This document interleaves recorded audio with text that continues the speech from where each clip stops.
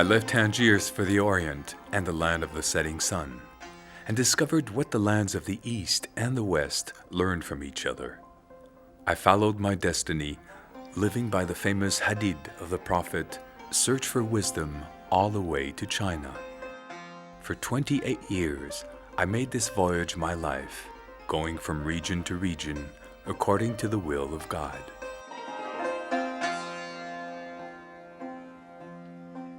That is how, leaving my hometown, I discovered a composite and diverse land, the intersection of Africa, Asia, and Europe. A land with a community of cultures that cross-fertilized to give birth to great civilizations. Oh, good people, find some entertainment in this retelling of my wanderings in the Arab lands.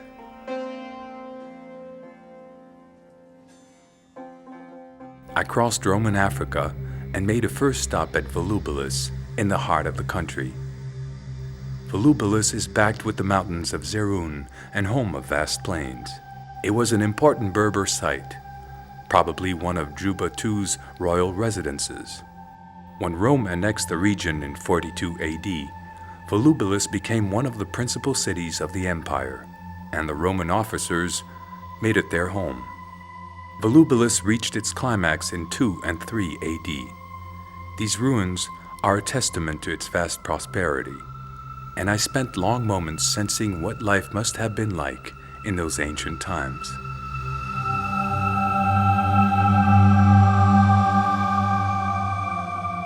I returned to the Mediterranean where it bathes the remains of Tipasa. There, I felt life to be gentle. The city offers itself to the sea. The alleys open towards the shore. Stone and sea are in harmony. That's how one can explain the magic of the place. I plunged into the ancient kingdom of Numid and discovered fascinating Timgad. An arch constructed by Trajan dominates the ruins. There I discovered the severity and military rigorousness of the cities of the Roman Empire. In contrast to Tipasa, Timgad is austere. Built by legionaries, the city had the same spirit as its founders. The city and its columns, as if petrified by time, left a strong impression on me and resonated strangely with me. Even further east, I arrived at this site at dusk. Its ruins were grandiose and as if softened by the surrounding countryside. A network of roads connected the towns and plowed through the countryside, which was irrigated and rich with olive groves and wheat fields. According to historians and chroniclers, this countryside fed the entire Roman population. At El Jem, in the center of the country, how could one not be awed by this impressive Colosseum? Its size equaled the one in Rome, constructed in the same manner. The surrounding country is flat and makes the ruins even more impressive. This country of olive groves is the richest of all the Roman provinces.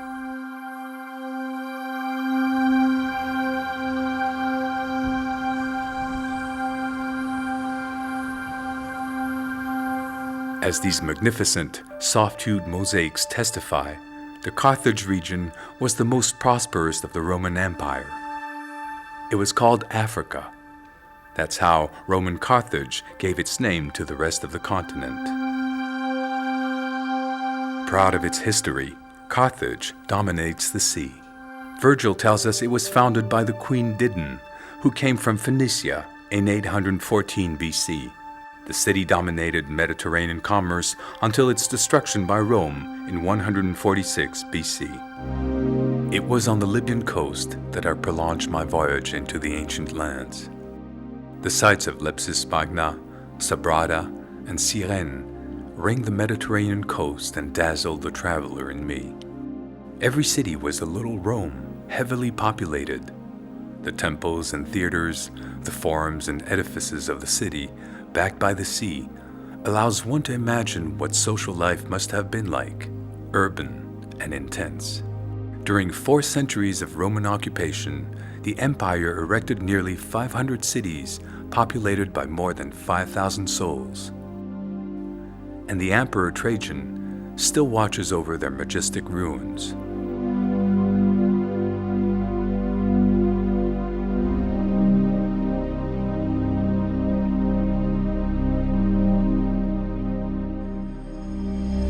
I left the coastal road and I continued east, joining a noble caravan that, thank God, was kept safe from attacks and bandits. So we went deep into the Libyan desert.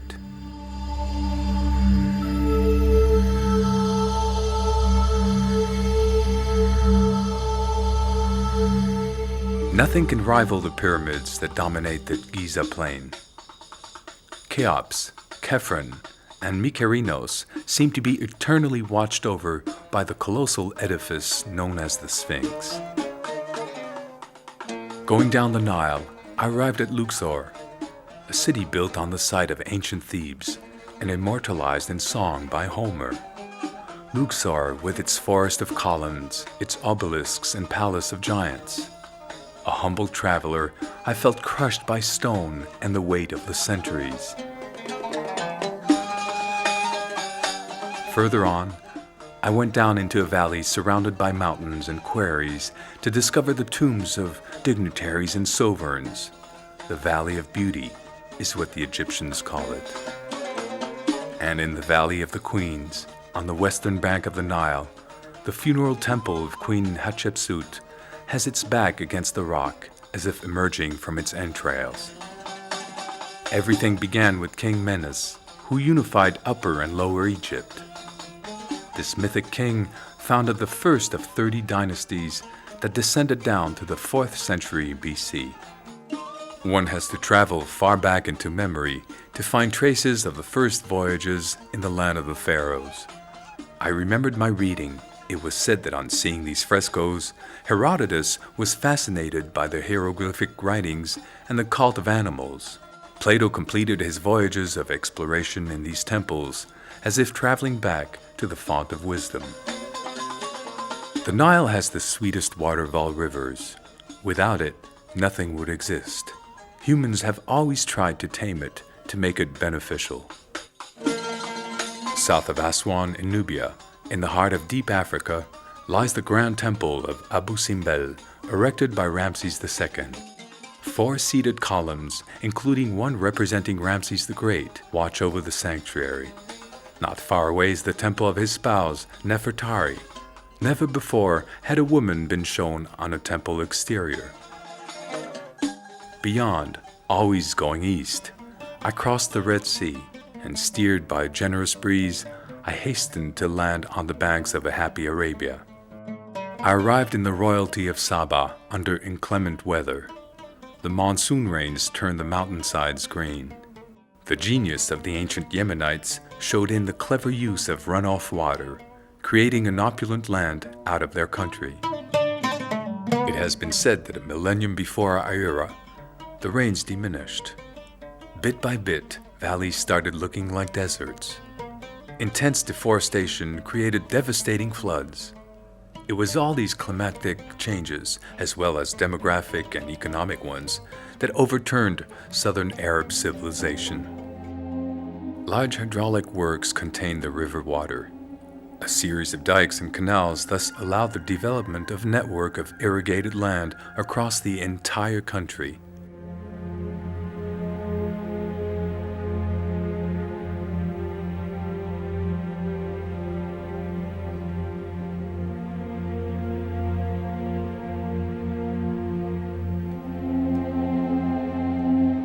There are still hundreds of important remains dating from the earliest centuries before our time, such as these constructions on rock pedestals.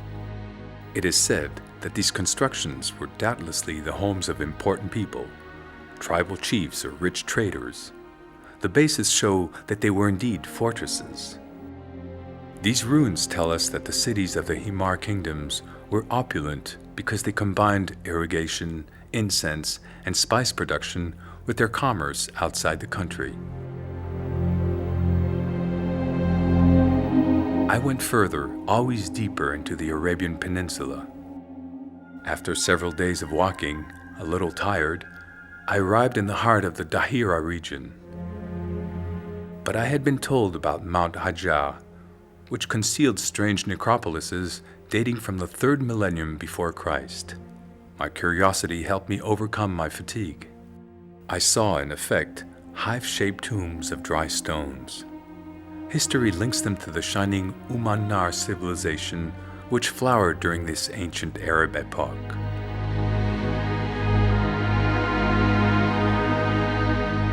But civilizations are like humans. They are born, they flourish, and then they die, and leave us traces that describe their history. Like these inscriptions carved in rock, the most ancient inscriptions of the Sabaean kingdoms that go back to early 7th century BC. I headed north towards the center of the Arab Peninsula, between the mountainous barrier of Hejaz that lines the Red Sea and the coast of the Gulf, where there is nothing but sand and rock. At the site named Rajajil, I questioned myself about the enigma of these traces of rock carefully arranged in the desert. In actuality, the entire region is rife with pre-Islamic remains, like these rocks resembling altars raised to praise the gods. Here too, carved inscriptions indicate that life has existed for thousands of years. The desert always was a passage for caravans from Yemen, headed for Mediterranean ports. And the extremely arid conditions made the desert the kingdom of the dromedaries, as these carvings reveal. It seems that dromedaries were not domesticated until 1500 years before our time, and the first caravans appeared in 12 BC. I too followed the incense road that crosses the Arabian Peninsula from south to north. It would become the Spice Road, then the Silk Route, linking the Indian continent with the Mediterranean coast.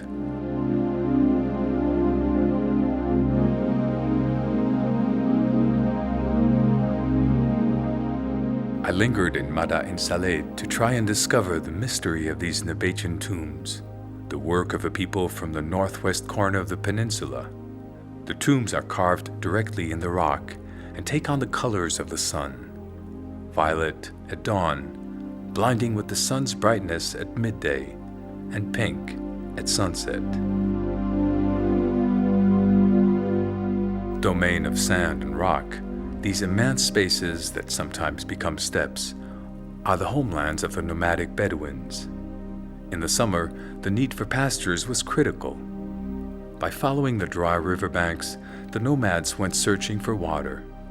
One tribe could thus be made up of nomads tending their herds and those who remained at an oasis. Created in part from the wind, according to the words of the prophet, the horse is one of Arabia's beauties and a large part of its culture. The pure-blood Arabian has a reputation of being particularly hardy. They were the privilege of the aristocracies of the oasis or the steppes around the edges of the Fertile Crescent. The Arab people knew how to develop a vast equine culture. Intellectuals and savants wrote a series of treatises and poetic works because equestrian craft is a military art of high spirituality. In the north, I headed towards the generous banks of the Tigris in search of ancient Bassora.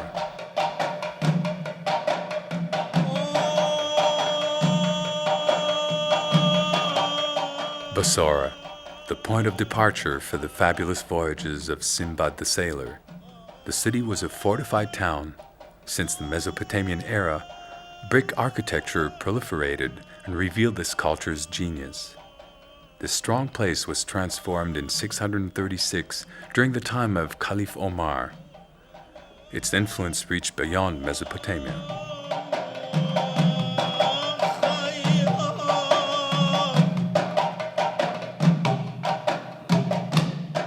Thanks to two great rivers, the Tigris and the Euphrates, all of Sumerian Mesopotamia was irrigated and possessed a rich agricultural character.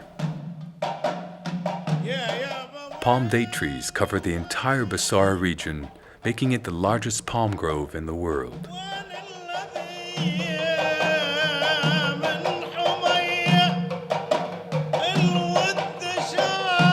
Here too, a tight network of irrigation canals made good use of the river's water. The city was in the very center of a watery web. I disembarked and went up the Euphrates. I wanted to reach Babylon. Babylon at last, the kingdom of the Chaldeans, the pearl of cities whose name means door of the gods. All the sages and travelers spoke of it. It was as if I already knew it. The city was founded 24 centuries before Christ by an Amorite king, a people of Semitic origin. Babylon reminds us that Mesopotamian life grew around cities that were real city-states. The city would reach a high level of civilization well before the Greek and Roman eras. The restored ruins date from about 600 BC, from the time of the kings Nabopolassar and Nabucodonosor. Today, this mythic city offers a mix of ruins and beautiful restorations, reminding us that Mesopotamia is the oldest known civilization. This civilization influenced all of the Semitic, Near East, and the biblical world, as well as the Greeks, by way of the Hittites. The city is born from clay and a mix of Akkadians and Sumerians in the 4th century BC. One can still find its faint traces in all of today's cultures. In fact, the Sumerian civilization gave humanity its most significant contribution: cuneiform writing. I was in admiration, almost moved, before these ideograms. I was told these signs were traced in wet clay using wood stillets. In this way, the world of the gods and humans left traces that survived all the way down to our era. I felt a great debt towards these men because this is the way I understood the origins of our great mythological literature, such as the Epic of Gilgamesh, which inspired much of the Bible. Between the Dead Sea and the Red Sea, I got back on the road and traveled to the Nabatean region, discovering what was called Petri Arabia. However, forgetting about the time, I lost myself in the ruins of the citadel in Amman. These columns mark the site of the Temple of Venus, which became a church in the 6th century AD.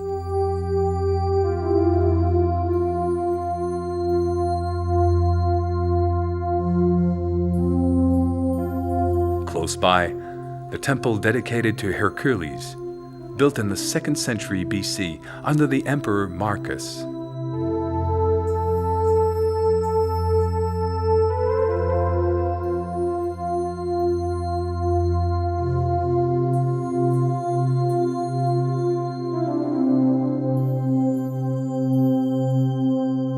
At the height of the hill, an Arab palace dominated the site. I found myself projected into the time of Umayyad architecture. The stones are superimposed over time and the styles blended, blurring the eras. I sought refuge inside, in the shade of the stone, to rest.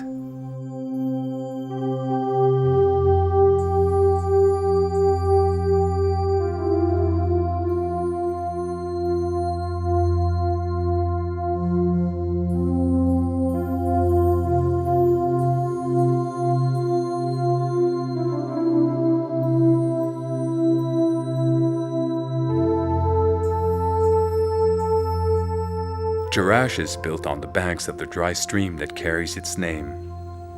Here are found the stunning ruins of an ancient town that reached its apex in 3 AD. Leaving the Forum, I went up the Roman road and walked among immense columned arcades, surprising oval squares, no less than 3 theaters, and numerous temples.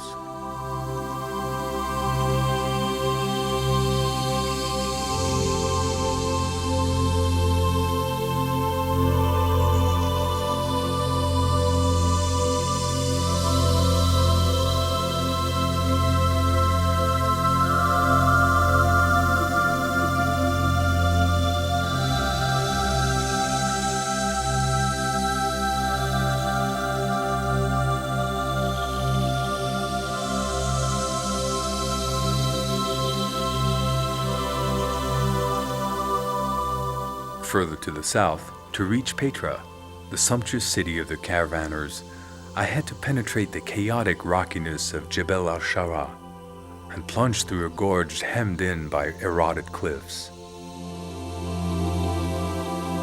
Then I had to scuttle down a narrow rocky passage and follow a channel dug into the rock. It was the road that the great explorer Burckhardt followed in 1812. He discovered Abu Simbel, the first European to penetrate this natural labyrinth. To my great amazement, at the end of the scramble appeared what the Bedouins called the treasure of the pharaohs, Khazaneh. Completely carved from the rock, the mortuary monument has colossal proportions, 32 meters high. A marvel of stone architecture and Hellenic refinement. It held the tomb of a Nabatean sovereign, and this enormous room was made for festivals that reunited the deceased's family. The stonework and Hellenic art blended elegantly. One can assume that the grandeur and richness of this mausoleum reflected the fortune and rank of the deceased. Here, it is the dead who speak of the people, the Nabateans of Aramean origins who founded the city. Prosperous Nabatean civilization lasted 5 centuries. Originally, this was a merchandise depot, an immense cosmopolitan area dedicated to trade. The town was overflowing with riches from caravan trade. The rock of Petra, where numerous tombs were dug, looked in some areas like wood polished by time. Rock veined with soft colors that range from rose to ochre. An earthquake partially destroyed the town in 363 AD. It wasn't until 1260 that an Arab chronicler, accompanying the Sultan Baybar to Kerak, sang a tale of a city in ruins, lost in the sands. Bit by bit, the desert reclaimed its own, and for nearly 6 centuries, Petra disappeared from human memory. I took a long rest in the cedar woods, part of the Lebanon forest. The wise know that these sacred trees are mentioned no less than 300 times in the Bible. According to the scripture, this is the only tree that God planted. Proud and robust, these trees are, for the most part, several centuries old. I followed the abundant sources that rushed through the rocks. Descending the other side of the mountain, I discovered the rich plain of Beka and tasted the generosity of its earth. This plain extends between 2 mountains barriers, Mount Lebanon and Anti-Lebanon. In ancient times, wheat was grown here. Rome made it the city granary. Olive trees, grapevines, and fruit trees grew abundantly. There, I rememorized the verses of the poet Gibran, admirably sung by the diva Fairuz. Sitting at twilight, among the vine stalks, and the grapes hang like golden lamps. Curiosity prompted me onto the Phoenician city of Baalbek, the city the Greeks called Heliopolis. Phoenicia was incorporated by the Romans in 64 BC. As a result, its destiny was tied to the Roman province of Syria.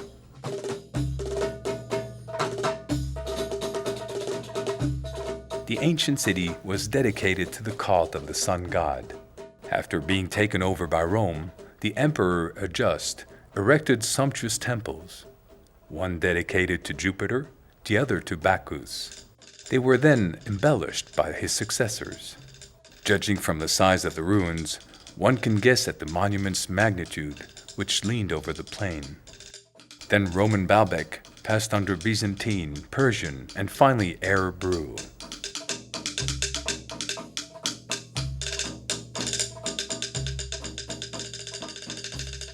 I once again took the caravan road towards the south to complete my pilgrimage to Mecca, like all Muslims.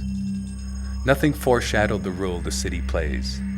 It is entirely dedicated to prayer, and around Kaaba, I mingled with millions of believers.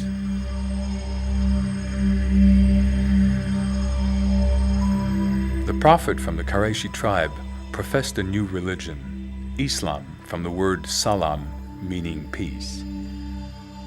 When Muhammad died in 632, both stationary and nomadic Arabs used the same language, writing, and religion, that of the Quran. The Arab world then burst onto the historical stage.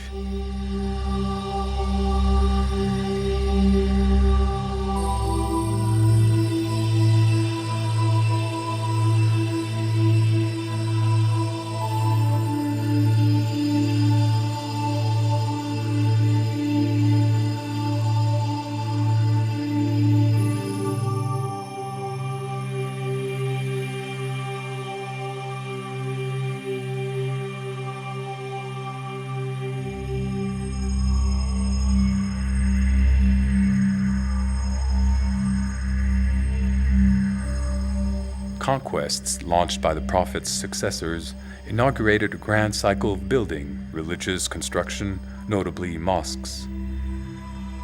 This is the most ancient one. It is called the Omar Mosque, built between 634 and 644 in the north of Arabia. I took it in fervor because prayer is an engagement. Islam signifies peace, clemency, and serenity.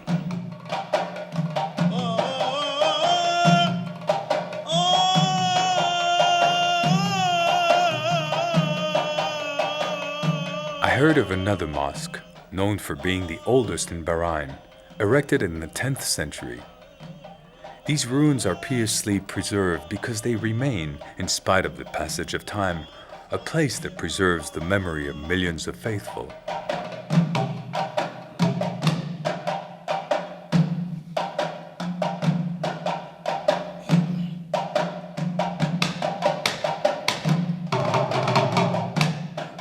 Not far from the Euphrates, the shining glow of the Karbala mosque cupolas are visible from far away.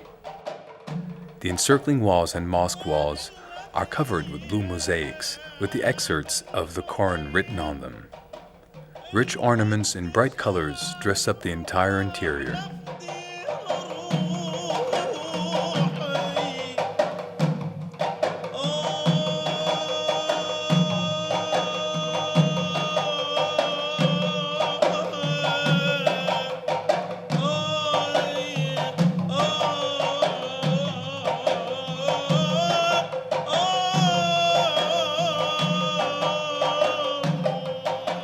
Pilgrims came to meditate in the sanctuary where Hussein rests, Muhammad's grandson, decapitated during the Battle of Karbala in 680, giving his name to the city. The coffin is sealed in a silver catafalque. A silver screen also protects it from the fervor of the faithful. Every year, millions of them gather here.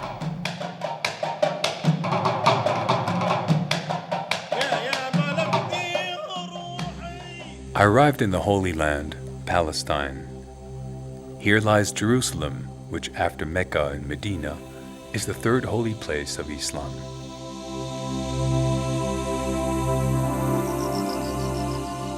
According to al-Maqdisi, historian of the 10th century, Jerusalem is a city that unites the advantages of this world and the world beyond. It is the place that will receive the judgment. From it will start the resurrection. Towards it will converge the crowds for the gathering.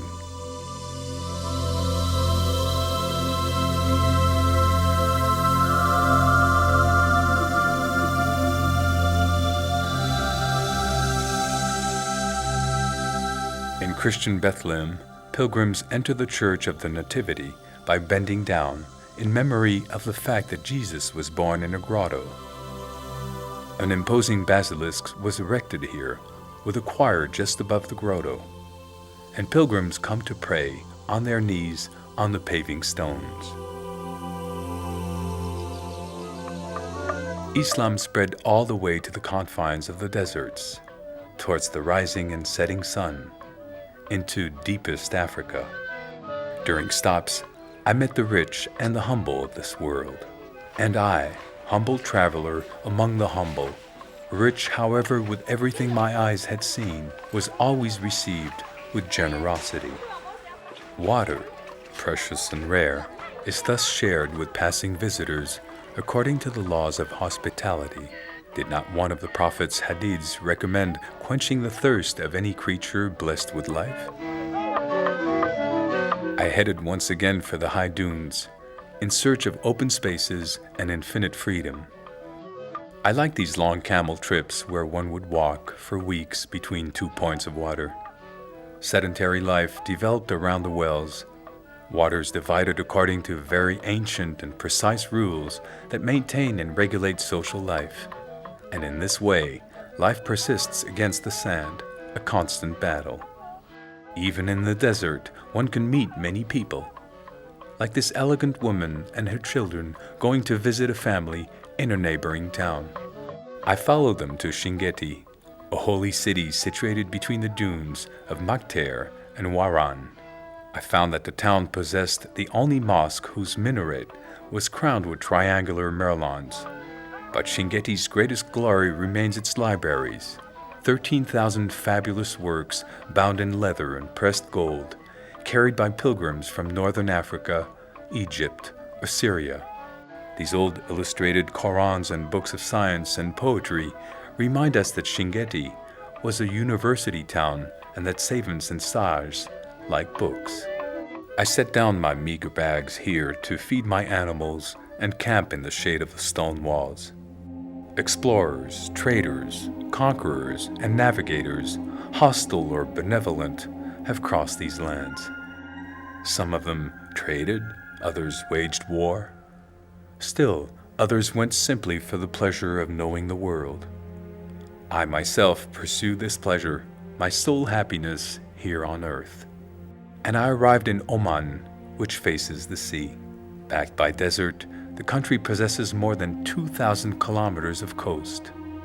As a result, since ancient times, Oman's history has been tied to maritime adventure.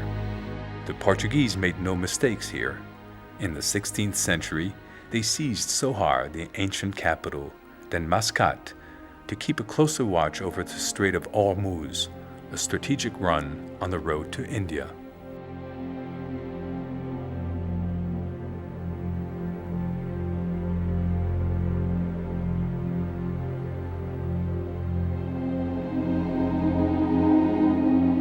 As great navigators, the Omanians traded towards Asia on one hand and the East Africa coast on the other. Thanks to their savoir-faire, these navigators knew how to place their country at the heart of exchanges between the continents.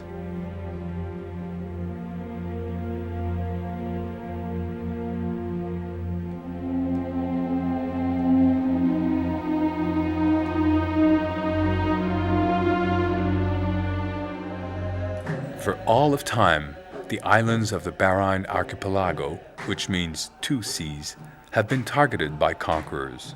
Situated on the road to India, the country was also a crossroads taken over by Portuguese navigators who in 1507 established an important commercial center at Hormuz. And in the 16th century, the Portuguese erected this fort on the remains of the ancient capital of Bahrain, Qala'at al-Bahrain. They maintained their dominance for nearly a century, entrenched behind their walls, protected with their cannons, which can still be found along the pirate coast.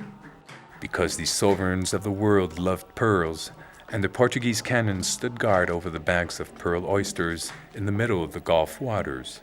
As in all islands, and the Bahrain archipelago consists of 33, boat construction is an activity dating back several thousand years. Thanks to these sunbugs that can carry up to 15 people, first contact with India was made via coastal trade. This pearl boat, being worked on by carpenters and joiners, will be ready for the fishing season, which extends from May to September.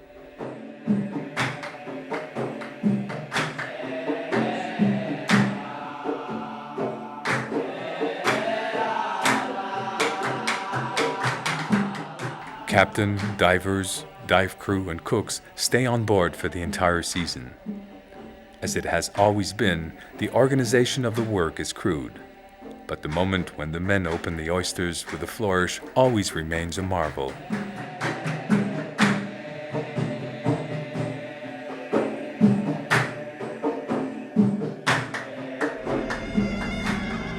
This tale of my journey is told after my own fashion, and I must be excused for jumping from place to place and from time to time. Crossing these innumerable mountainous and desert countrysides, one forgets that Islam gave the world an essentially urban civilization, beautiful grand cities. Here are some that destiny placed in my path. Bala, which was a medieval city in the 12th and 13th centuries. Dominated by its fort, this town has tortuous roads and tall, rough-cast houses.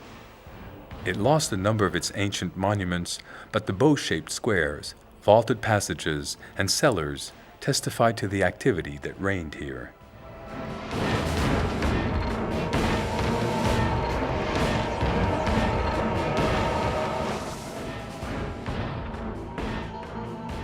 And here it's Shibam, in the province of Hadramaut, with its splendid houses that resemble 7 to 8 story towers made of daubed clay.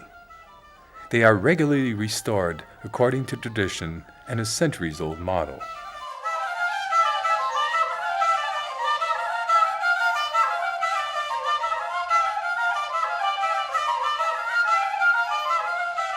The no less famous Sana'a, proud capital of old buildings that have also stood for centuries. Clinging along the rocky peak, the facades are made of brick or cut stone. Under the sun, Sana'a's houses show their range of colors from gray to rose, decorated with whitewash.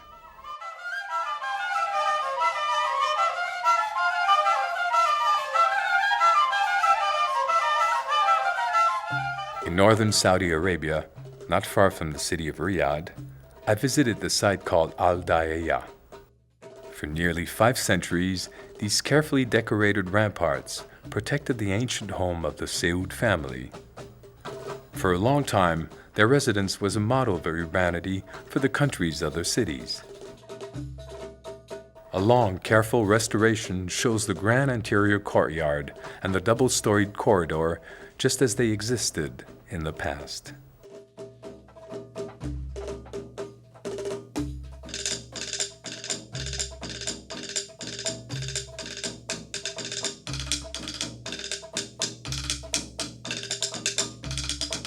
An entire collection of fortifications, each more imposing than the last, permeates the Omanian countryside. These fortresses and citadels evoke the existence of a military aristocracy proud of its power. Faithfully restored, today this architecture shelters palaces, administration, and vacation areas.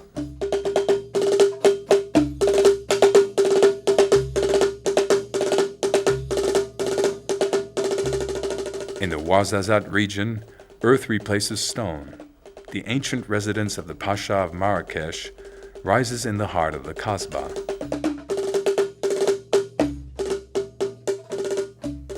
Here too, fortified towns are built on rocky summits.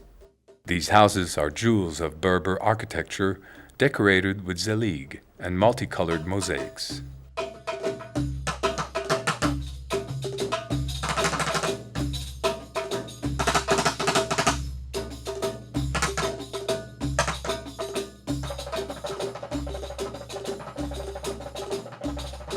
Far towards the southwest, Walata architecture is unequaled. This big village built on the slopes of the Dar has houses that are connected at the upper stories over the streets. It's like going into a new world that blends Maghreb and Sudan, a world of red earth and symbols. The house decorations are redone every autumn after the rains. The edges of the windows and doors are whitewashed. Then designs in ash and sap are traced on it. The furniture and decorative clay objects blend well into the surroundings. The mud daub walls are thick, a material that can withstand bad weather as long as it is renewed regularly.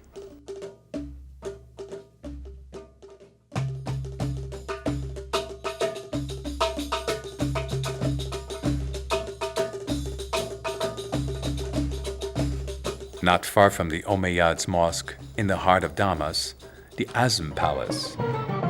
This palace dates from 1749, an era when Damas existed in tranquility, under the authority of Al-Azm governors. The residence of one of the most illustrious Asad Pasha el-Azm, this sumptuous private home has been admirably decorated to its fullest advantage. Today, its gardens, marble columns, sculptures, and precious woodwork house the Museum of Folk Art and Tradition.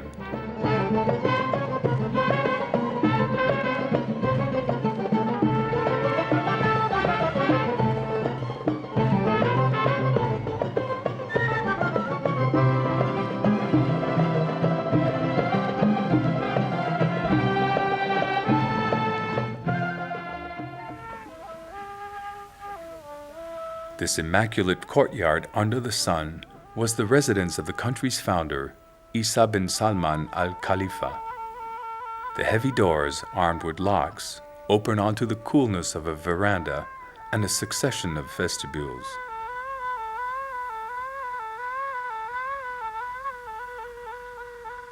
This architectural model became very prized, made entirely of native materials. Everything is kept up, its refinement is admirable, and one can imagine life of earlier times.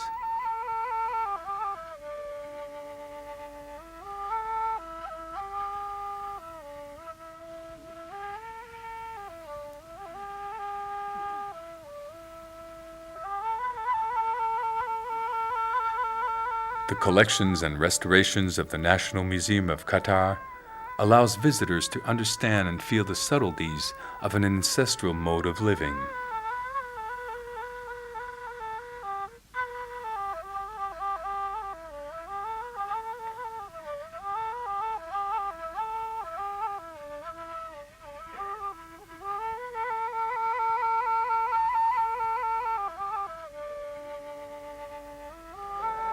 Here, aristocratic and elegant, is the home of a rich pearl trader. Today, the interior is magnificently restored and testifies to the importance of the pearl trade for the archipelago. The windowed facades let light into the main room. The paneled ceiling in painted wood covers everything.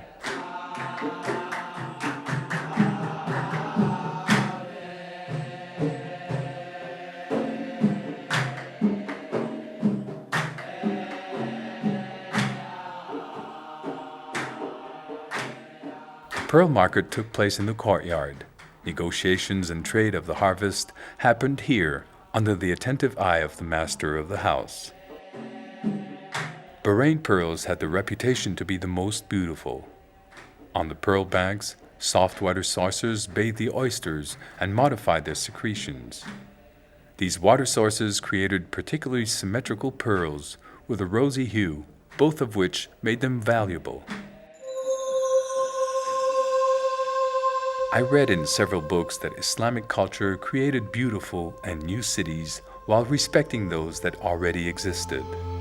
Revisiting Sidi Bou Said under the bleached sun, I remembered that Islamic art is not just religious, far from it. Islamic art designates an entire epoch in the history of art, one of the greatest spiritual adventures that for the 8th to the 19th century borrowed from conquered peoples. This art developed a known savoir-faire that consequently spread, as in Hispanic Moorish art introduced in the 11th century by the Almoravids. Many residences were inspired by it, like that of the Tunis Medina. The arch, the chapel, the cupola, all the architectural elements were adopted, as were decorative elements, the epitaph, the arabesque, and the flowered or geometric motif. Certain materials were abundant and lent themselves to the style's tradition: ceramic, plaster, sculpted or painted wood. And that has remained to our era according to contemporary tastes and fashions. We no longer reproduce but adapt, architecturally, something new. And the voyage continued. Curious about all that I discovered, listening to everything that was said, I above all loved lounging for long hours, meeting simple or exceptional people. Because after all, what would be the glory of all these places if it weren't for the people who created them? I liked finding my contemporaries where life was in full swing, in the markets. I mingled with active and industrious men, observing the slightest little event that satisfied my deep curiosity. As a good observer, I felt like taking some sparse notes, like a sketchbook. Here's what my hand captured, setting down these secular gestures that came from the depth of time. And I have only mentioned a few examples from the large palette of trades that comprise the pride of the people. To work earth, that first noble material, one must first have infinite knowledge and especially an immense respect. I captured the slightest gesture, his skill and precision, his tireless repetition. Whether it concerned pottery wheel, baking the pottery, enameling, or decorating, all these gestures have withstood the test of time because of rules. These rules gave birth to craftsmanship. But knowing the materials, the how-to, and manufacturing isn't enough. The art of transmitting from father to son, master to disciple, is what makes these gestures live today. I admired each gesture's importance, making the artisan a preserver of heritage and a creator of beauty.